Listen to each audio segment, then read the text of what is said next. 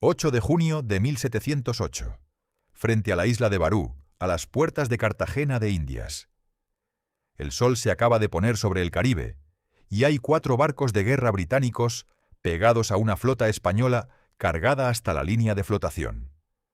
El más grande de los españoles se llama San José.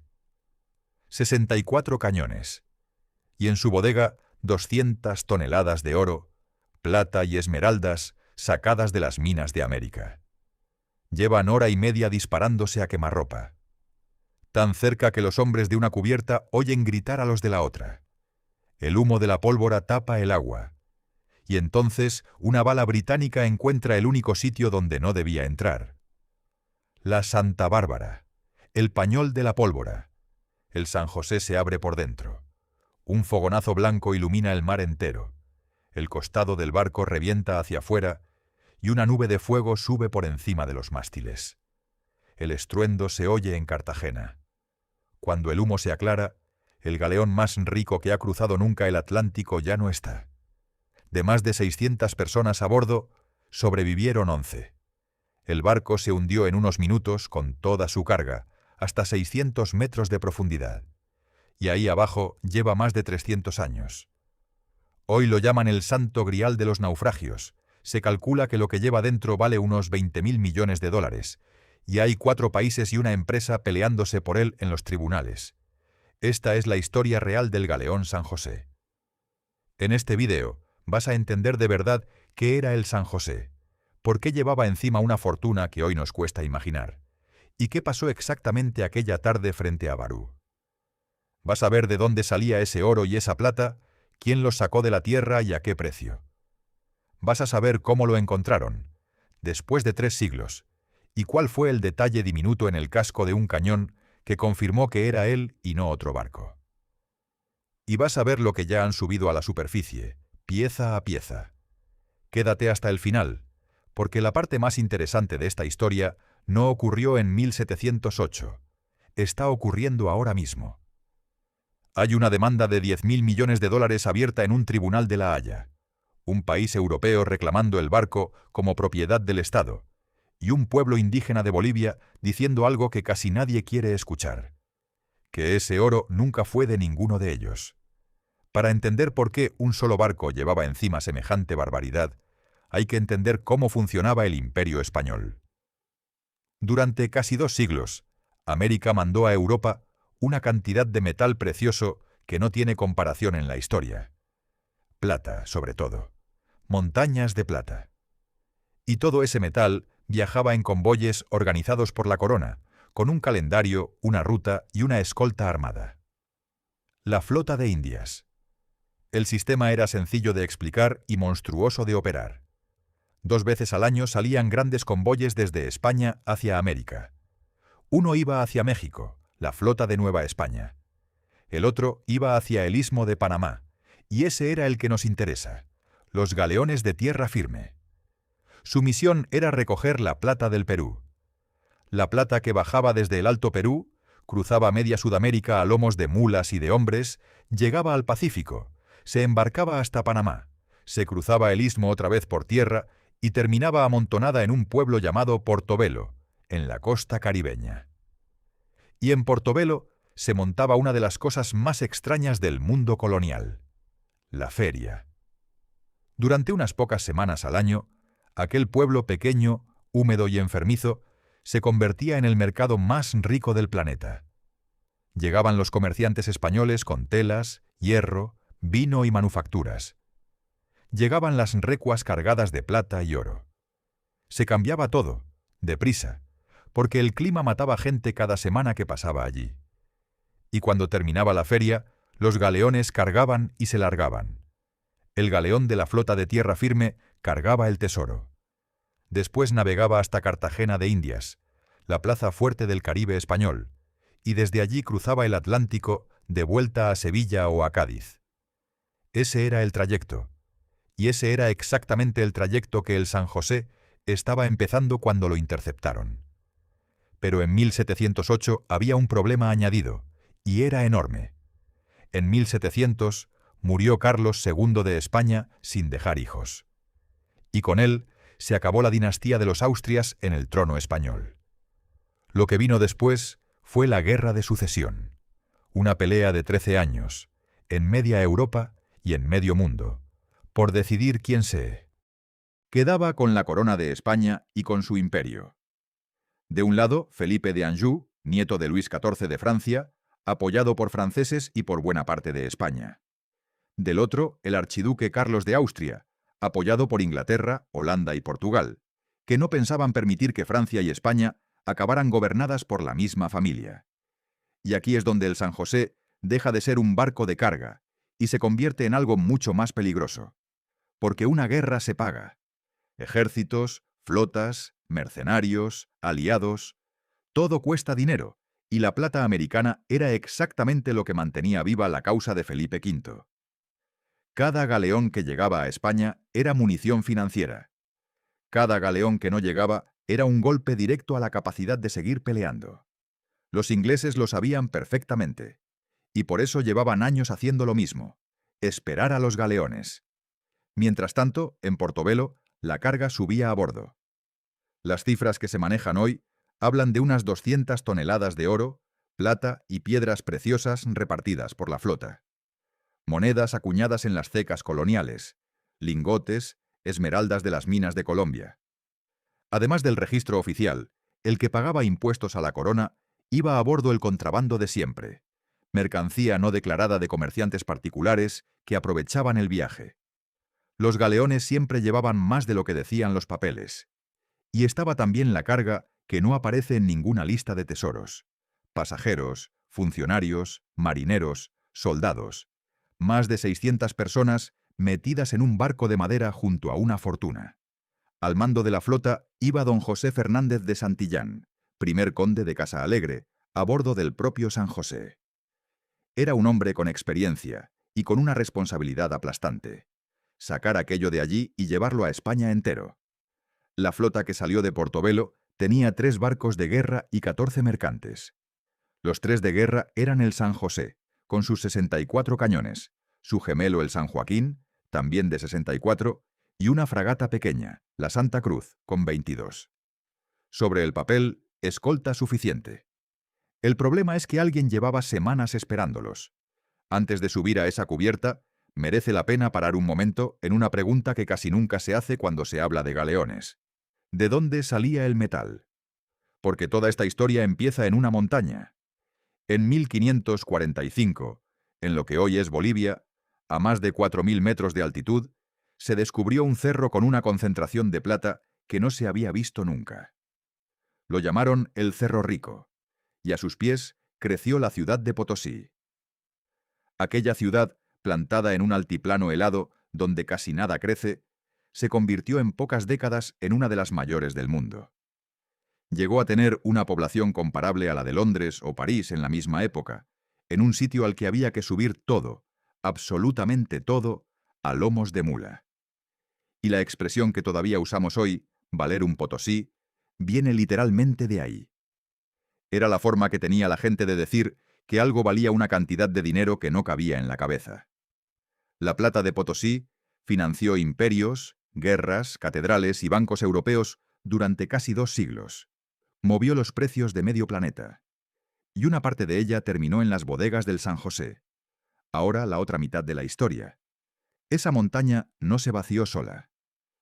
Para sacar el mineral, la administración colonial adaptó una institución andina anterior y la convirtió en otra cosa. La mita. En 1573, el virrey Francisco de Toledo organizó el sistema de forma que las comunidades indígenas de una zona enorme del Alto Perú estaban obligadas a enviar cada año una parte de sus hombres adultos a trabajar en las minas y en los ingenios de Potosí. Se trabajaba dentro del cerro, en galerías estrechas, sin ventilación, subiendo el mineral a la espalda por escaleras de cuero durante turnos que se contaban en días, no en horas. Y luego estaba la otra mitad del proceso, la de refinar. La plata se separaba del mineral mezclándola con mercurio, y el mercurio que se usaba llegaba desde las minas de Huancavelica, en Perú, que tienen su propia historia igual de dura. Trabajar con mercurio a diario envenena. Lo sabemos hoy y lo intuían entonces. Cuántas personas murieron en ese sistema es un asunto que los historiadores siguen discutiendo, y las cifras que circulan varían muchísimo según la fuente y según lo que se cuente como muerte atribuible a la mina. Lo que no se discute es que fueron generaciones enteras y que la mortalidad fue altísima, y la plata que salía de allí se acuñaba. En Potosí y en Lima había cecas trabajando a destajo, convirtiendo el metal en monedas cortadas a martillo. Esas monedas viajaban al Pacífico, subían por la costa, cruzaban Panamá y se amontonaban en Portobelo esperando a que llegara la flota. Retén ese recorrido, porque va a volver al final del vídeo de una forma que no te esperas. Ahora sí, subamos otra vez a la cubierta del San José. Alguien lleva semanas esperándolo. El comodoro Charles Wager tenía 42 años y una escuadra de 4 barcos patrullando aquellas aguas con una sola idea en la cabeza. Su buque insignia era el HMS Expedition, de 70 cañones. Con él iban el Kingston, de 60, al mando del capitán Timothy Bridges, el Portland, de 50, al mando de Edward Windsor, y un brulote pequeño, el Vulture. Unos 188 cañones en total y en torno a 1000 hombres. Wager sabía que los galeones tenían que pasar por allí. Cartagena era parada obligatoria, y llevaba tiempo esperando su oportunidad. El 8 de junio de 1708, la flota española apareció en el horizonte. Los españoles vieron las velas inglesas y entendieron enseguida lo que pasaba. La decisión razonable era clara: proteger la carga, no pelear.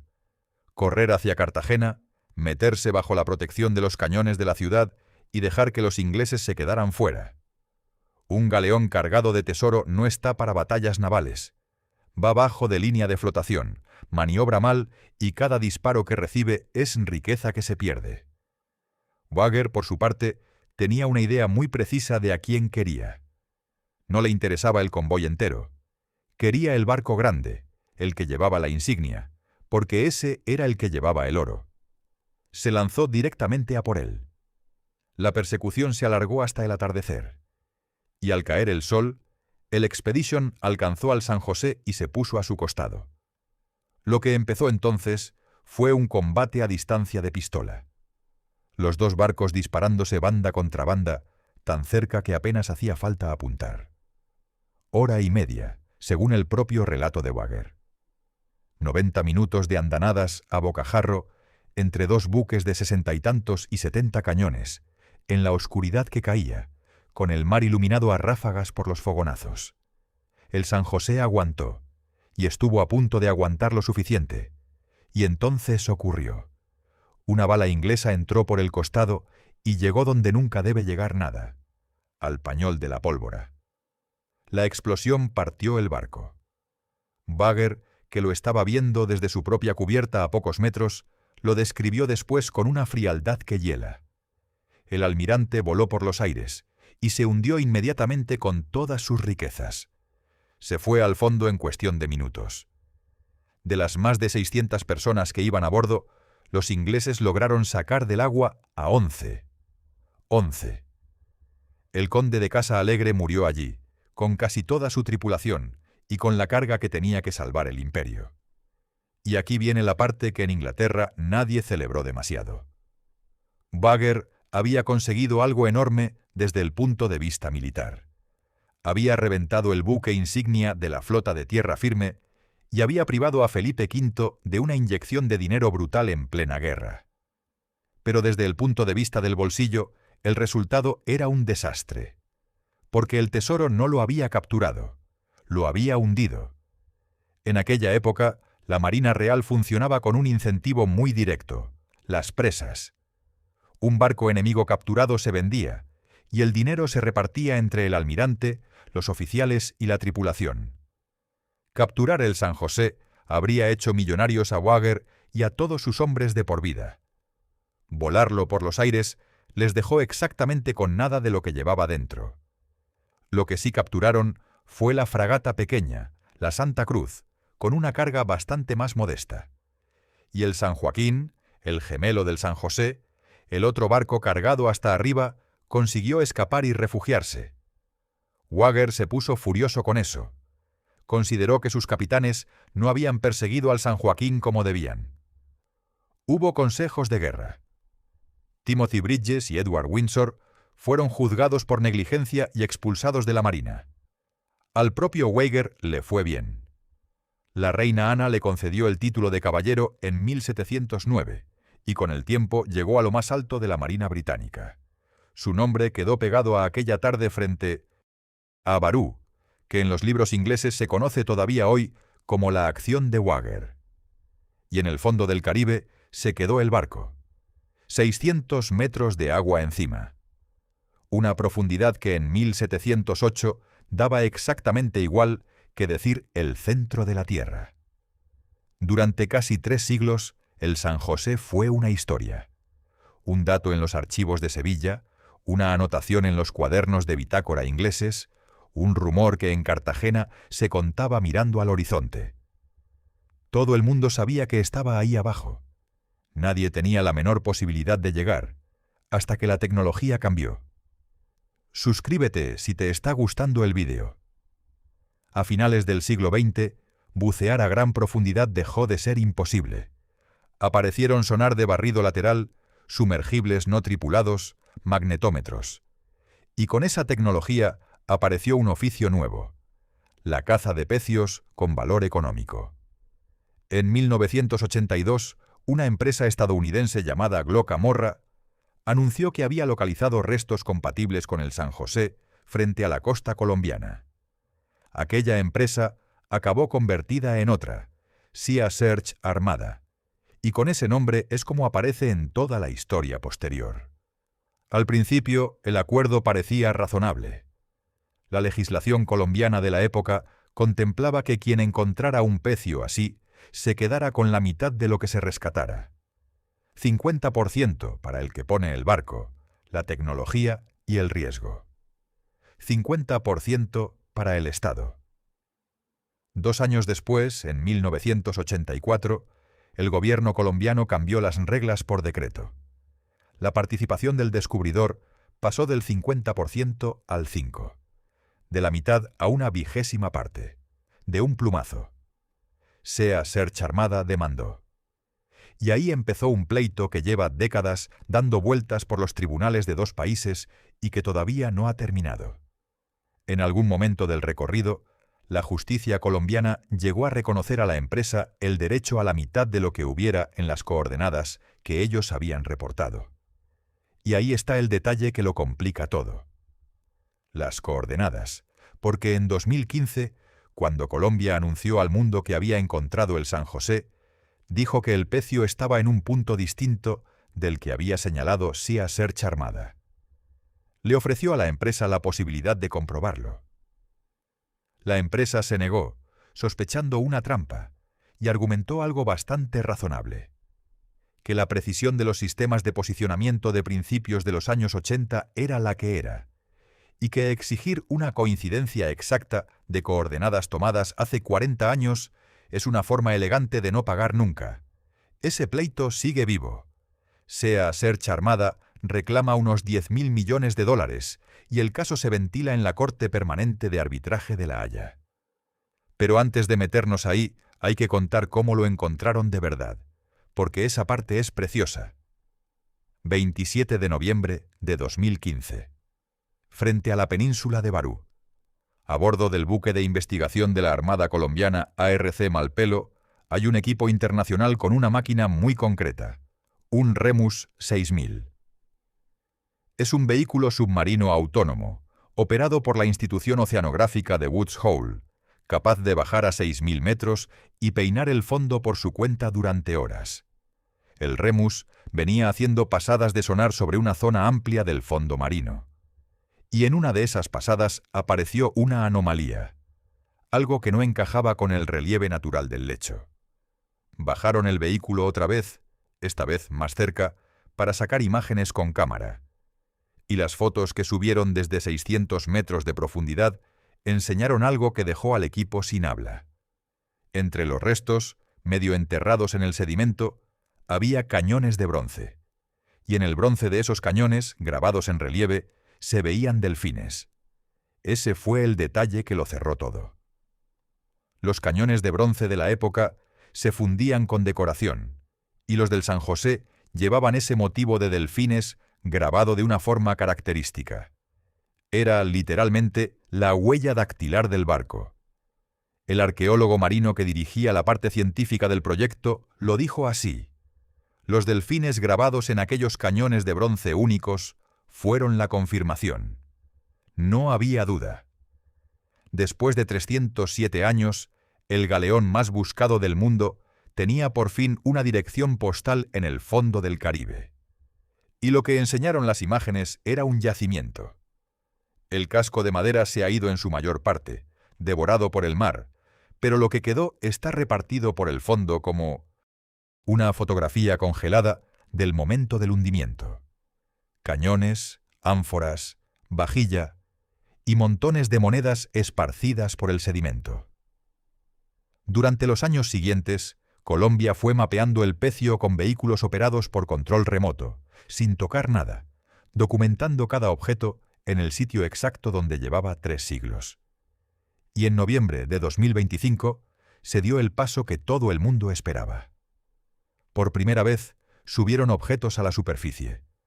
Fue una operación de la Armada de Colombia junto con el Ministerio de Cultura, el Instituto Colombiano de Antropología e Historia y la Dirección General Marítima. Trabajaron sobre el pecio durante varios días con un vehículo submarino a 600 metros de profundidad y extrajeron un puñado muy concreto de piezas. Un cañón de bronce con una inscripción que ponía Sevilla. Una taza de porcelana, entera. 2 fragmentos más de porcelana. 3 macuquinas, que son monedas acuñadas a martillo, cortadas a mano, con la forma irregular tan característica de la moneda colonial americana. Y muestras de sedimento, para analizar el entorno del yacimiento. Eso fue todo. 5 objetos y unas muestras de barro. Y el Ministerio de Cultura colombiano insistió mucho en ese punto. El objetivo del proyecto es conocimiento, no caza del tesoro. La ministra de Cultura lo presentó como una demostración de que el Estado colombiano tiene ya la capacidad técnica y tecnológica de proteger su patrimonio cultural sumergido. Y esas 5 piezas cuentan mucho más de lo que parece. Las monedas son la prueba definitiva.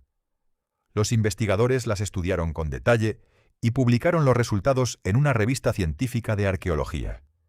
Son macuquinas de plata acuñadas en la Ceca de Lima y llevan fecha de 1707. El año anterior al hundimiento. Piénsalo un segundo. Una moneda acuñada en Lima en 1707, embarcada, subida por el Pacífico, cruzada a lomos de mula por el Istmo de Panamá, cargada en Portobelo y hundida frente a Cartagena en junio de 1708.